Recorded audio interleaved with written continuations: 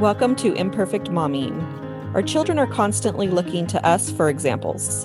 The term role model doesn't quite cut it here. We are shaping their worldview with every move we make. You see, it's not in the lectures we give or moments where we are actively attempting to teach them. It's in the micro movements we make, the unconscious ways in which we navigate life. We are constantly teaching our children how to show up for themselves, their friends, their future partners, and even their future children. So what can we do to ensure we are raising thoughtful, compassionate, self-aware human beings? We have to become them ourselves. No one is perfect, but we can still all be better, and it starts with self-healing. Let's get to it.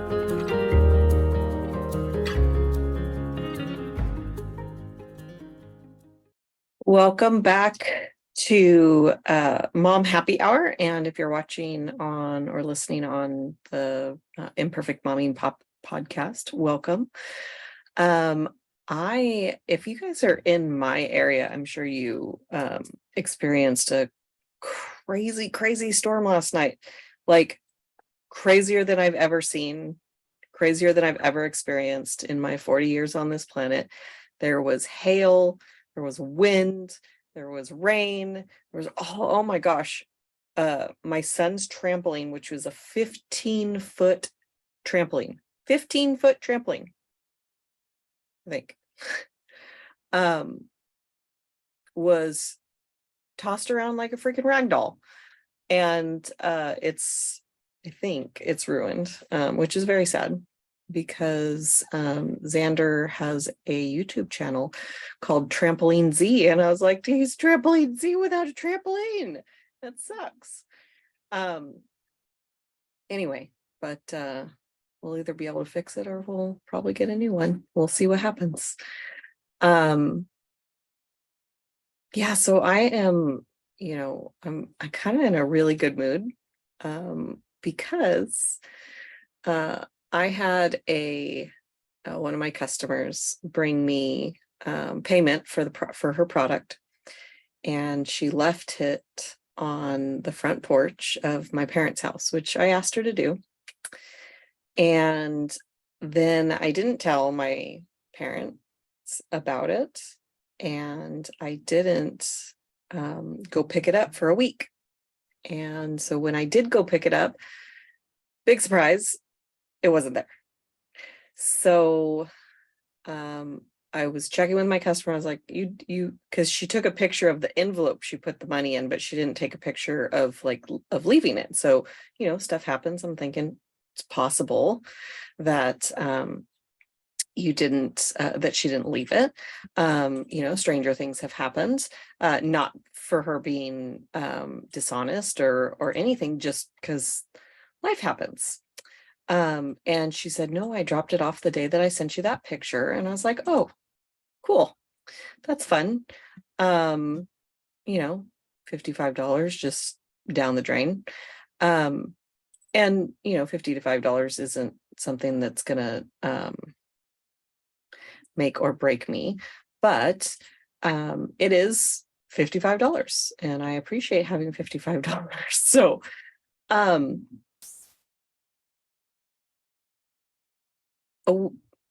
probably a month goes by or so, and this was 2 days ago now, and my my customer had reached out to me again, and she said, I'll return the product that I haven't opened, so you don't have to eat so much of the cost of the money being gone. I was like, absolutely not. Everything's going to work out. That's what I kept telling her, is everything's going to work out.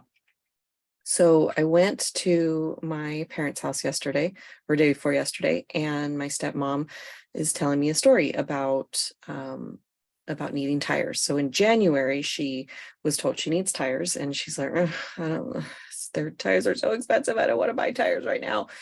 And she goes, well, I'm not going anywhere anytime soon. I'm just gonna wing it. Hopefully everything will be okay.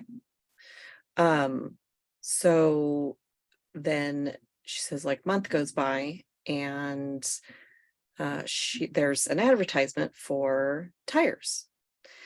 And she's like, man, God must really want me to get some tires. So she's calling around, she calls this place that left the advertisement, and, she usually goes somewhere else. And so she ended up getting new tires. But in that process, she threw the advertisement away, and then she got it back out, and then she threw it away, and then she got it back out. And then she opened it, and there was $55 inside. And she knew immediately that it was mine. And, but she told me, and she was joking that, I guess God really wanted me to get those tires, so much so that he's given me $55. So I tell you the story because once upon a time, I was 100% dependent on that business for income. And, that's not far from the truth now. And losing $55 would have emotionally destroyed me. Maybe not 55. I do remember I had, $500 stolen from me because I left my wallet in my car. I want to say like 200 of it was in my wallet in cash, and the rest of it was on a debit card that I eventually got that 200 back. But every minute of the 2 months that I had to wait for that $200 to come back was so very challenging for me. I mean, every time I thought about the money, every single time I thought about it, I called the company and I said, hurry up and give me my money back. And I was not nice about it. I did not feel good about it. Every moment of that was stressful, and I waited the entire 2 months because that was the policy. It could take up to 2 months was what it said, but it took the whole 2 months to get that money back. And the cash I never got back. I never thought about that cash again because I knew I was never going to get that cash back. And the difference between then and now was how much I worried about it. Because this time I worried about it zero. Like, I did not think about that money again, except when my customer texted me a couple weeks later and asked if I wanted her to bring me the product back. I didn't think about the money at all. And it came back to me. And like, when have you ever lost cash and it came back? So anyway, it's a cool story to me, and I wanted to share. And I'm super excited too, because I bought a new coffee pot, and because we had the Keurig, and I had just tons of K-cups, and I don't like to get rid of things that I could use. And so I used all of the K-cups, and I'm also somewhat frugal. So I would take every K-cup, I would open it up and I would let it run through, and then I would open it up again and I would let it run through a second time. And I would do that in the same cup so that I did never forget how many times I'd run a cup through. So I only have 3 cups that would fit in. And this is one of them, which is one of my favorite cups. It has a lion on it because I'm a lion, or I'm a lion's. Anyway, the thing that I'm excited about with the coffee pot is it's a regular coffee pot that holds 6 cups. And that means that I can make a whole pot of coffee. And my boyfriend can have some coffee, and I can have some coffee, and I can use any cup that I want. Super excited. I have way more cups than just the 3 that you always see me drinking out of. Way more mugs. So today I wanted to talk about identity, because I was talking with Marnie Madras, I think is how she said her last name, a couple weeks ago. Well, I talked to her a couple months ago, but the episode released a couple weeks ago. And we talked about how the moment you become a pregnant, the moment you become a mom, you cease to exist as far as society is concerned. They don't ask you how you are anymore. When they do ask you how you're doing, they're asking about how are you feeling? How's the pregnancy going? It's no longer about you. It's all about the baby. And then the baby's born and it's all about the baby. And for some of us, it's all about the baby for the next 18 years. And then when the baby moves out, hopefully soon after 18 years, if that's what you want, it's still all about the baby, because then we miss the baby because the baby's not there anymore.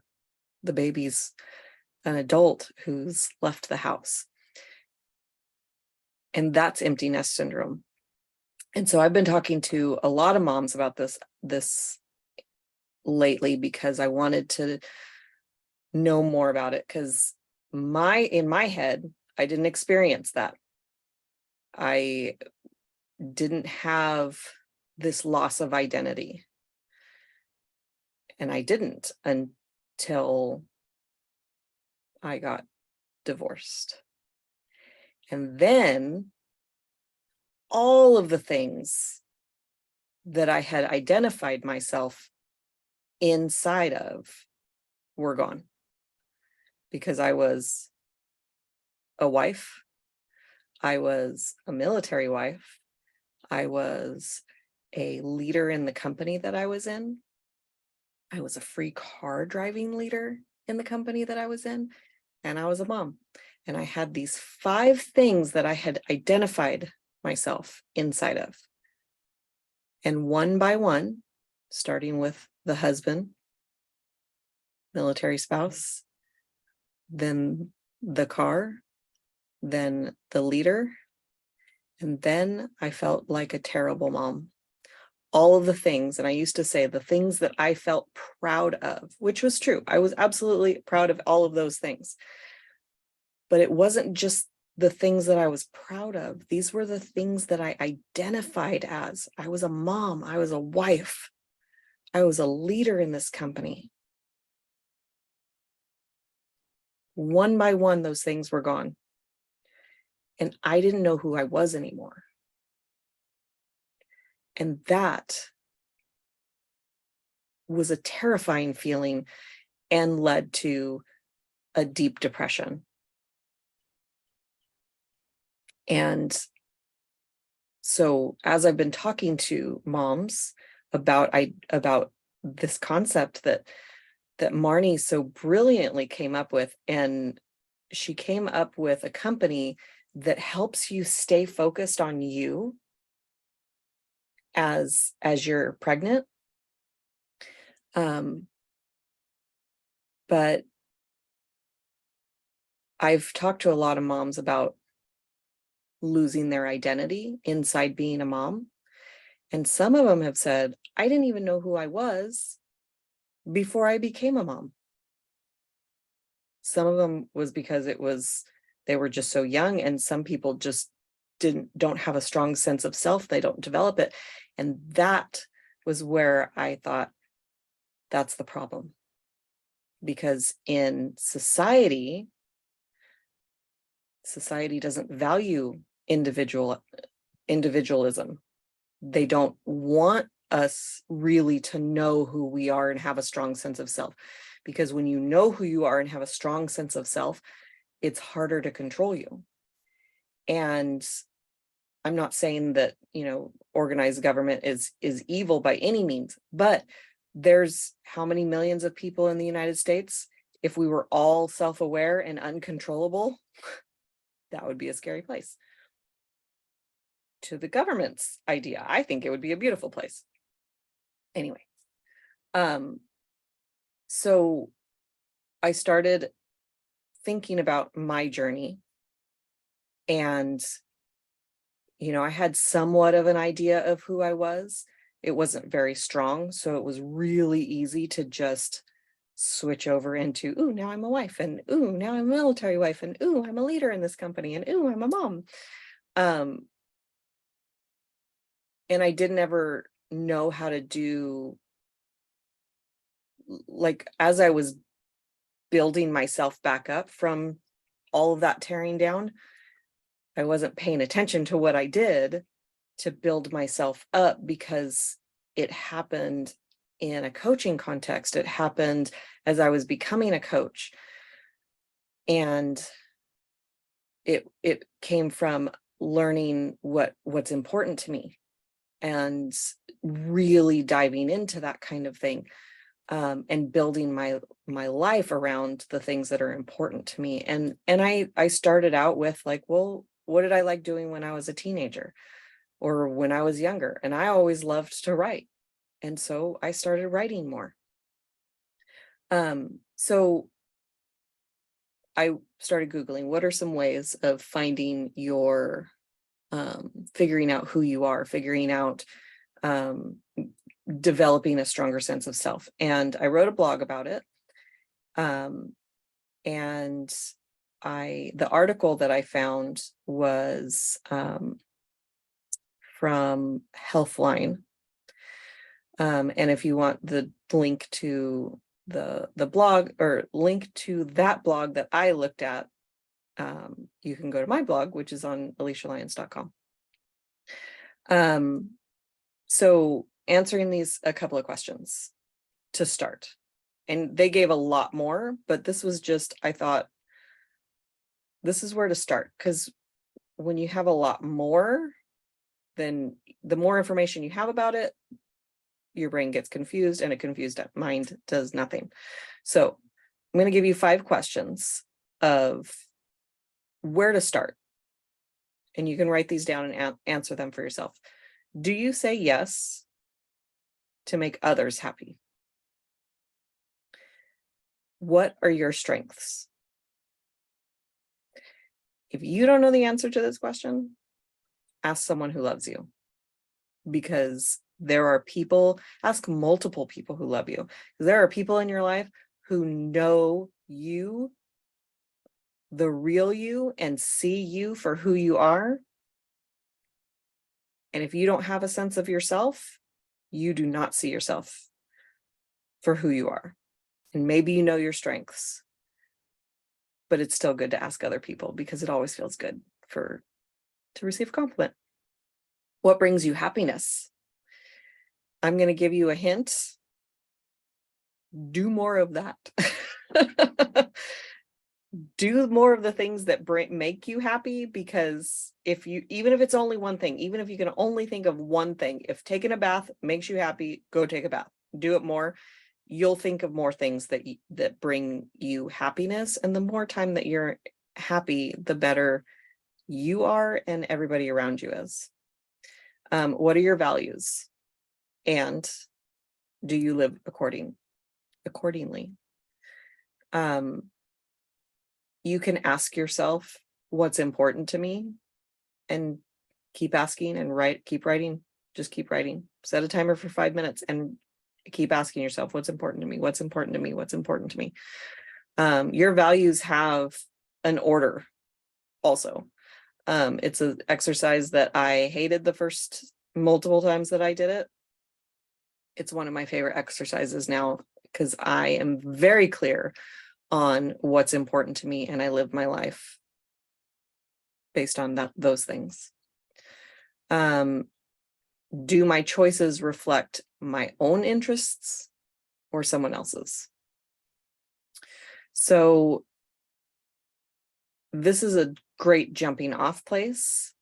And if you're struggling with any of the answers, you don't like the answers, whatever it is, I encourage you to jump on a coaching call with me, because this is the foundation of figuring out who you are and what's important to you. And we only have one life. We only have one go through on this planet that we remember, most of us. Some of us believe that we don't go through again. Some of us believe that we go through multiple times, but most people who believe that, they still don't remember their past. So we have today, we have one life, and we might as well do everything that we can to live the life that we want, because we get to choose. So there will be a link in the podcast episode description to book a call, and I will drop it in the comments of the Moms Conquering Guilt Facebook group, which is open to anyone who wants to join. So have a fabulous rest of your day, and until we meet again, keep healing. Bye, guys. Thank you for tuning in to Imperfect Momming. It's time for us to step up and realize that our power is not in trying to shape our children. Our power lies in shaping ourselves into the people we want our children to model themselves after. Don't just do it for your kids. Do it for yourself. When you become a more self-aware, compassionate, and confident person, you and everyone around you benefit. For more information about me and my work, visit alysialyons.com. That's ALYSIALYONS.com. See you next time.